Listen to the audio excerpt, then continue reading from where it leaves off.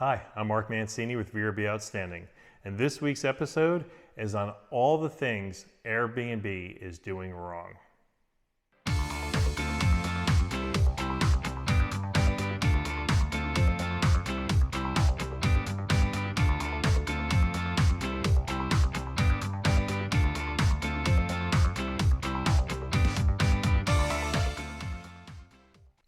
So welcome back. Now, I was going to do an episode on all the things that Airbnb is doing right, but it would be a really short episode. So instead, we're going to talk about where they're going wrong, and I hope Brian Chesky is watching this so he can understand where the flaws are, because I don't think it's getting up to his level. So first, I'm going to start with the low-hanging fruit. The review process. It's flawed. We all know it. Now, either they don't want to fix it because financially it doesn't help them out, or they're not aware of it. Personally, I think it's the former. And here's where the review process is flawed. As a host, you have 2 weeks to report an incident or damage to air cover. The guest and the host also have 2 weeks to review each other's stay. So that becomes an issue. If a guest damages something, you want to report it and get reimbursed, but at the same time, you don't want your review damaged. That can be easily remedied. Extend the Airbnb air coverage out to 3 weeks. This way the reviews can be put in and you've got that extra week, or change the review process to 1 week and air cover to 2, so you've got that buffer. But they don't do that. They probably don't do that because if they did that, they'd have more air cover claims, because I know many of you, if it's a small thing, maybe it's a $50 repair or missing item, you're going to just blow it off because you don't want to risk the bad review. I don't think that's the right thing to do. If Airbnb truly cared for its hosts, they would go ahead and either change the policy or change how they do it, where they don't get the guest involved until after the review is put in. So that is a big flaw. The second and most important issue I have with Airbnb, as we know, respect is a two-way street. And for instance, with VRBO, there is that respect. If I have a policy, for instance, no cancellation, which I've had for 11 years, guests can't cancel and get refunds on their stays once they booked. VRBO respects that. Even during COVID, VRBO did not cancel any of my reservations, even though the guest was concerned about COVID. I stayed fully booked all through, with the one exception being for 3 weeks in April, where my county had to shut down. Other than that, that entire summer, first summer of COVID, everything stayed. Airbnb, on the other hand, was different. And they're still different to this day, even after COVID has kind of been an afterthought. They don't care about your policies. They will cancel if the guest calls for any reason to get a cancellation. Now, if you cancel a guest booking, maybe because you double booked or you need to do repairs to your home or just any other reason, Airbnb is going to fine you 10%. That's one of the new policies in 2022. They want 10% of that booking for you to cancel it. But if they cancel your booking, even though your policy dictates no cancellations at that time frame, they're not going to give you a dime, and they're going to let the guest do it. They want to keep the guest happy. They don't care about you. So Brian, if you're seeing this and listening to me, big issue. Respect is a two-way street. That's why we don't respect you as owners. You got to open up that communication 2 ways. Now, another reason I have issues with Airbnb is customer service reps, or CSRs. I'm not sure if they're even Airbnb employees. In fact, the CSRs may be a company that they subcontract out to, because these CSRs are throughout the globe. They have it in their accent. They don't understand, basic terminology and stuff that we use, colloquialism, so to speak. And aside from the fact that there's a language barrier, they are totally unempowered. They cannot do anything. And they can't even escalate it to their boss. I have had situations where they were supposed to escalate it to their boss, a serious situation, and it wasn't done. You can call back and speak to people, wait till Monday morning if it's a weekend, and still not get someone with any kind of authority to make any decision to protect you or your home. That puts the hosts at risk. Now with VRBO, I'll be honest, I don't call very often because they're usually pretty good. They have my back. But being a premier host, I also have a rep that I can communicate with via email or phone, or even we've done Zoom meetings with, and be able to reach out to her and get assistance from someone based in Austin, Texas, where the corporate headquarters is. And I actually met with her when I was down there with my wife for a trip. So VRBO, I can put hands on people, I can talk to them. Stuff can get done, resolutions. But with the CSRs and their lack of empowerment, I'm just not real satisfied with how they respond. I mean, Airbnb is a publicly traded company. They're kind of big, but they're not putting their money wisely. I mean, they're probably misspending it in middle management, or they're spending maybe too much in advertising that they don't have to do. People know about Airbnb. They don't have to keep advertising it. I mean, honestly, if you look at what Airbnb does, it's not much different than eBay. And I've said this before. Airbnb and eBay are basically middlemen. They put two people together to make a transaction. So yes, they have the servers and technology to do that. They need to be maintained. But once built, you don't need a big IT infrastructure to maintain this.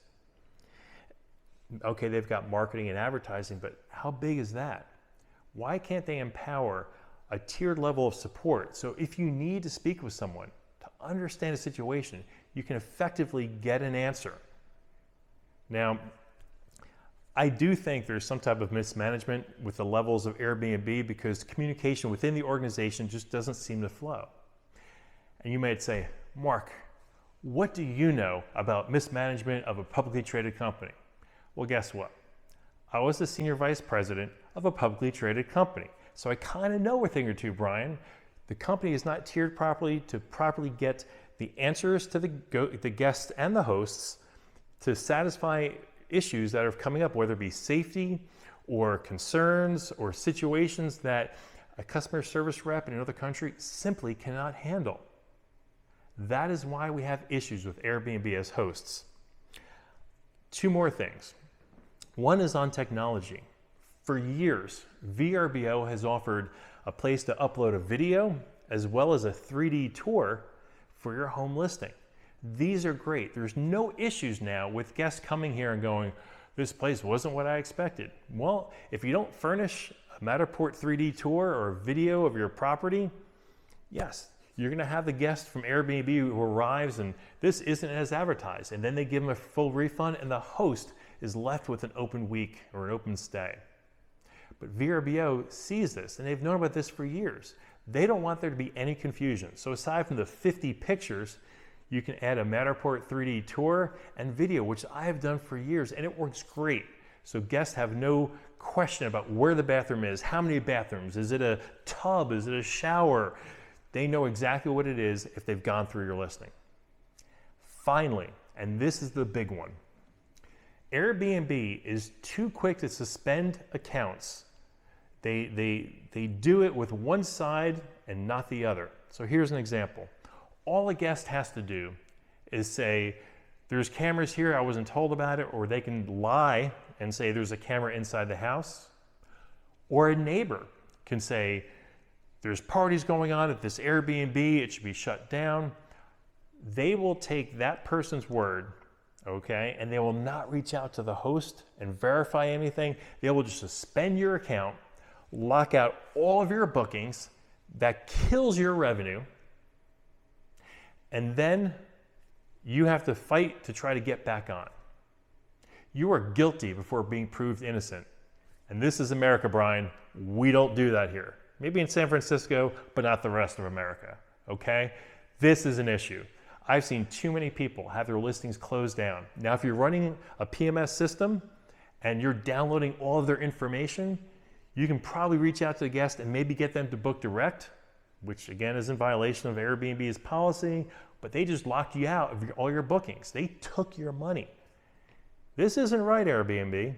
If there's an issue that somebody complains about that is a serious one to suspend their account, you need to reach out to that host and find out. In fact, with all the money you make from us, the 13% off all these stays that are happening, you would think that there'd be some Airbnb person in each state where if something like this happens, they can go there and verify it and just see if what that person's saying is the truth. So instead, you've got people like this who are being hurt, innocent people being hurt. I'm going to leave you with one last thing. We talked about that dinging of the 10%, right, when you cancel a guest stay. Well, guess what happened earlier this year, Brian? Hurricane Ian took out many homes on the Florida coast. Now, I don't know if you've ever been through a hurricane. People in Florida, we're strong. We get through hurricanes. But what happens is when you have thousands of homes affected and only hundreds of contractors, they can't get to them all. So you can have homes where you need to get quotes for work or quotes for you to prove why we're canceling these vacations for people. And you know what your customer service reps say? We're going to charge you 10% unless we have a quote. These people are waiting months to get a contractor to come out to do a quote. In fact, many contractors, they're so in demand, they will walk on site or they will tell you when you call to have them come over, we'll give you a quote on site, but you need to be ready to start working right away. If we give you a quote, we don't know when we'll be back to do the work. So they'll give you a quote, but then it's going to take another 2 more months for them to come back and start it. Or they can give you the price and start working right then and there. And they have to decide, is that a fair price and should they go through with it? But in the meantime, there was several bookings they have that they had to cancel because their home was damaged. Your CSRs from these other countries never heard of Hurricane Ian. They don't care. They want a receipt. Otherwise, they're charging these people 10% after their homes are just damaged and their hurricane insurance is covering about that much of it. Very disrespectful, Brian. Hope you're watching this. For everyone else, you've heard my pain. You've seen these posts on Facebook. These are the issues I have with Airbnb that I don't have with VRBO. I think there's one platform that is host-centric and there's one that is guest-centric. And until things change, I'm going to focus on the one that's host-centric and my direct bookings first and foremost, and let Airbnb fill my calendar when I've got openings. But I'd rather deal with the customer directly because I'm going to treat them the way they need to be treated, and they're going to have that two-way street of respect and get treated fairly, unlike Airbnb. Now remember, each week I told you I'd help you out during these lean times. Our $795 course, which is 8 hours filled with great content, is going to be reduced to $199 for the first person who puts in that code below. So jump on it, take advantage of the discount because the price of our course is going up soon. Like you hit like and subscribe, make any comments below of any experiences you've had, and we'll see you again next week.